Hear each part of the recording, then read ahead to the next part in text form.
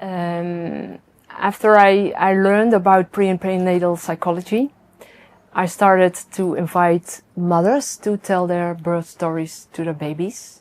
Because as a lactation consultant, I visit moms at home, and when I ask them questions about the situation, they talk to me with their brain. And then I started to ask the mothers to tell the story to their babies, to lie skin to skin and just talk to the babies about, their wish for this child, about the pregnancy, how birth went, the first days, every issues they encountered, every fear they had, every love, everything. Just they open their heart to the babies, because babies don't understand the words, but they feel the message, the intention, and there's some kind of reconnection occurs, and then the issues, the breastfeeding issues, just dissolve miraculously. So I try to do more of that. So I remember very clearly a mother who has had her second baby. The first baby was born after IVF, a really long time of trying to conceive.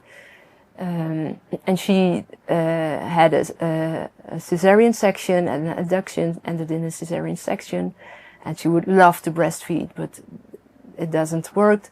So she pumped her milk for over 6 months, and she fed her mother's milk by bottle. And then her second baby came. There was a long time between the first and the second baby. Also, they tried a few times IVF, and then there was this last ICSI treatment, and then she became pregnant.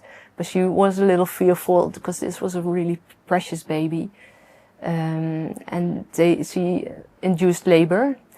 This was a tough labor. Breastfeeding didn't work as well. The baby was 5 days old and hadn't latched on yet. This was a mother. She was a midwife herself, so she knew very much about how things work. And when I came in, I just laid him down in bed. I asked her to hold her baby skin to skin and tell her the story, not only for this birth, but also her own birth story. I say, do you remember anything about it?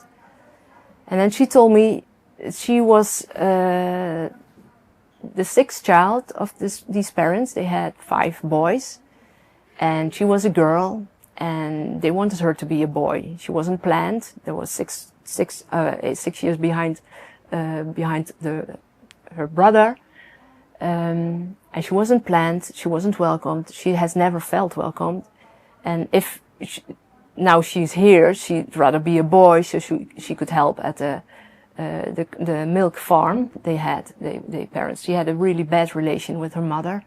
So she said, and while she was talking, she was weeping. And then she said, I understand everything. I understand my problems with conceiving, because I was always told to be a boy. I'd rather be a boy. Boys don't conceive. I never felt like a woman. I always wore pants, had my hair short. I never felt like a woman. I was really troublesome with pregnancy. I was always told I'd rather go help on the milking farms, and I did everything wrong. So I had this feeling that birth was also, I had to help by birth, was something I couldn't do myself. I couldn't breastfeed because I was more accustomed to the milk pumping, so I pumped my milk, and so everything comes together. And as she was tearing up, she told me my baby rejects me because it doesn't want to latch on. And now I remember I always felt rejected by my mother. So my baby resonates with my old pain. And then he stopped crying, because he was crying all the time when he was laying with her. And he stopped crying and looked at her very silently and cautiously. And then everything felt like, and then he started crawling to the breast, and he latched on, and he drank beautifully. And there weren't any problems ever since. And then 2 years later, she called me, and she said, I need your help. Would you like to visit me? Because I have a third baby. And she conceived completely naturally. So I went to visit her and said, I'm curious. Yeah, tell me your story, if you like to. She conceived naturally because there was so much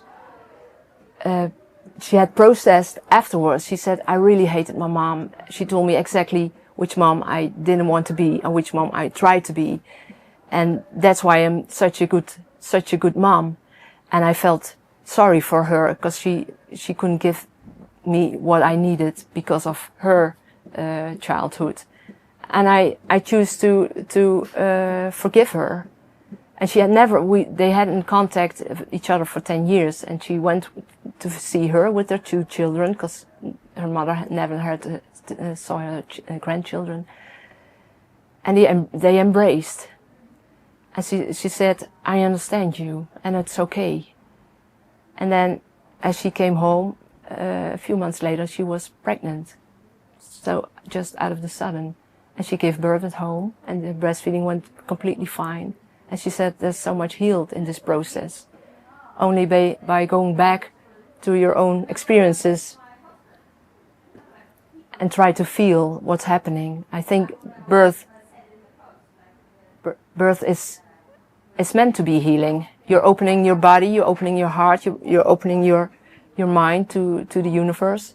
And everything what's stuck in your body and in your heart comes out. The pain, the trauma, everything. And when everything you experienced as a child and hadn't had the adult mind to adjust. Now when you grow up, it all comes back with all your wisdom and life experience. You can handle it better and heal it. So you won't pass it on to your children, the next generation. So I believe birth should be a healing process. That's my opinion. And it can be when we are holding space for everything that needs to be seen, has need to be heard, has need to be hugged and loved. So that will happen naturally, because everything in nature is seeking balance and healing. That's why birth matters.